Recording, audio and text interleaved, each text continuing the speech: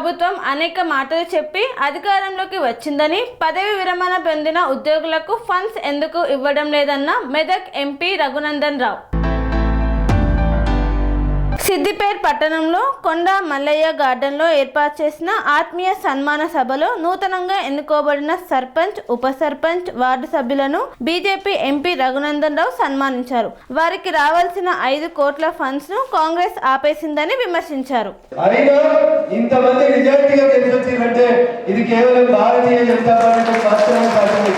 బీజేపీకి కొత్తగా working president వచ్చింది. ఈ మధ్య ఆల్ ఇండియా అధ్యక్షుడు వచ్చిండు, బీహార్ నుంచి వచ్చిండు. ఒక వ్యక్తి నిండలో బీహార్ రాజకీయాన్ని శాసించినటువంటి వ్యక్తి సడన్ గా ఇలా భారతీయ జనతా పార్టీకి త్వరలో ఇలా వర్కింగ్ ప్రెసిడెంట్ వచ్చిండ్రు, త్వరలో పార్టీ అధ్యక్షుడు కాబోతుంది. ఎమ్మెల్యేలకు రావాల్సినటువంటి నియోజకవర్గ అభివృద్ధి ఫండ్ 5 కోట్ల రూపాయలని కాంగ్రెస్ ప్రభుత్వం వచ్చిన ఆపేసి ఇలా కాంగ్రెస్ అనేక మాటలు చెప్పి అధికారంలోకి వచ్చింది. కాంగ్రెస్ ఈ రాష్ట్రంలో మీరే అధికారంలో ఉన్నారు. ఈ రాష్ట్రంలో మీకు అధికారం ఇచ్చి 2 ఏళ్ళు అయింది. రిటైర్డ్ అయినటువంటి ఎంప్లాయీస్ కి పెన్షన్ పైసలు, వాళ్ళు దాచుకున్న ప్రావిడెంట్ పైసలు ఇచ్చే ప్రావిడెంట్ ఫండ్ పైసలు ఇచ్చే చేతగాని ప్రభుత్వం ఢిల్లీలో నరేంద్ర మోడీ గారి ప్రభుత్వానికి వ్యతిరేకంగా ధర్నా చేస్తుంది పోతున్నాడు. నా దేశంలో రామరాజ్యం వెల్లు విరవాలని కోరుకున్న నాయకుడు మహాత్మా గాంధీ. మహాత్మా గాంధీ కథను కాంగ్రెస్ ఏదో పట్టించుకోలేదు. ఇలా దేశంలో రామరాజ్యం నడుస్తుందంటే అది నరేంద్ర మోడీ గారి నాయకత్వంలో, బీజేపీ నాయకత్వంలో మాత్రమే జరుగుతుంది తప్ప ఇంకొకటి కాదు. కాంగ్రెస్ లో గాంధీ తాత మీద ప్రేమ లేదు. డైరెక్ట్ బెనిఫిట్ కింద వాళ్ళకే నేరుగా అకౌంట్లో వేస్తే ఇలా 99.9% మందికి నేరుగా పైసలు అకౌంట్లో పడుతుంది. ఉపాధి పథకాలని నరేంద్ర మోడీ గారు చేసినటువంటి మార్పు. సో తెలంగాణలో ఏమైతుందో చాలా మంది అడుగుతా ఉన్నారు. ఈ మధ్య తెలంగాణలో కూడా నిన్న మొన్న గెలిచినటువంటి సర్పంచులు, ఉప సర్పంచుల ఎన్నికల ఫలితాలు చూస్తే ఏమనిపిస్తుంది? బీజేపీ పట్టణ పార్టీ కాదు, బీజేపీ పల్లెలలో కూడా వచ్చింది. ప్రతి ఇంటికి, ప్రతి గుండెకు చేరింది. ప్రతి ఒక్కరికి చేయాలని చెప్తున్నారనేది గెలిచి కూర్చున్నటువంటి సర్పంచులు, ఉప సర్పంచులు తెలిసి అర్థమవుతుంది. భవిష్యత్తులో ఇప్పుడు ఎంతమంది సర్పంచులు, ఉప సర్పంచులు గెలిచిరో అంతకు ఎక్కువ ఎంపీటీసీలు, జడ్పీటీసీలు గెలుస్తారు. సిద్దిపేట జిల్లా పరిషత్ కూడా బరాబర్ భారతీయ జనతా పార్టీ కాషాయం జెండానే సిద్దిపేట జిల్లా పరిషత్ మీద కూడా ఎగిరేయాలి, సిద్దిపేట మున్సిపాలిటీ మీద కూడా ఎగిరేయాలి. మనం పనిచేసేటువంటి విధానం, ఎదుర్కొన్నటువంటి పార్టీలో పనిచేసేటువంటి విధానంతో కంపేర్ చేసినప్పుడు 100% క్రమశిక్షణ కలిగినటువంటి కార్యకర్తలు ఎవరైనా ఉన్నారు ఈ దేశంలో ఉంటే భారతీయ జనతా పార్టీ కార్యకర్తలు తప్ప. అక్కడ ఇక్కడ ఇంకొంచెం మన తర్వాత మనం 99 కాడ ఉంటే 30 కాడో 20 కాడో ఉండేటోళ్ళు ఎవరైనా ఉంటే అలా కమ్యూనిస్టులు ఉంటారు తప్ప ఇంకెవరు ఉంటారు ఈ దేశంలో. భారత ప్రభుత్వం నరేంద్ర మోడీ గారు వచ్చిన తర్వాత రాష్ట్ర ప్రభుత్వానికి పైసలు ఇస్తే గ్రామ పంచాయతీ పైసలు తీసుకుపోయి కరెంటు బిల్లు కట్టుడు, ఇంకో దాని కట్టుడు చేసి ఊర్లో పనికి పైసలు ఇస్తలేరండి.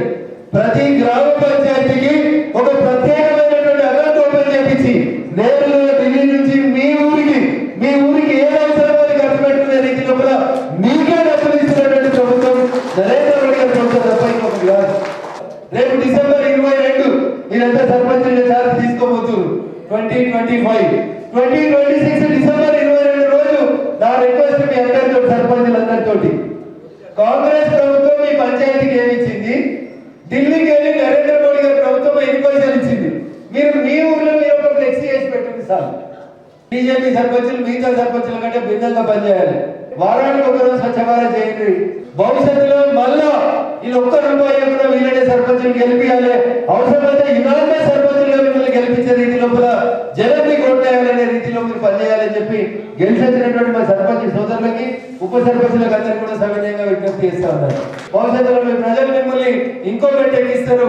భవిష్యత్తులో అసెంబ్లీ నియోజకవర్గాలు వెళ్ళినప్పుడు మా అక్కయ్యలంతా 33% రిజర్వేషన్ కింద రేపు ఎమ్మెల్యేలు, ఎంపీలుగా రాబోతున్నారు.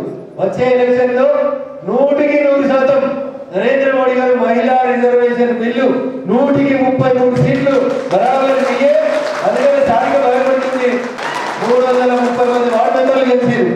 అంటే బీజేపీ గుర్తు లేకపోయినా నేను బీజేపీ అని చెప్పుకొని ప్రజల చేత ఎలక్ట్ అయినటువంటి లీడర్ దాదాపు సిద్దిపేట జిల్లాలో ప్రతి ఊర్లో మినిమం ఒక వార్డు మెంబర్ అంతా గెలిచిండు. This is the spirit.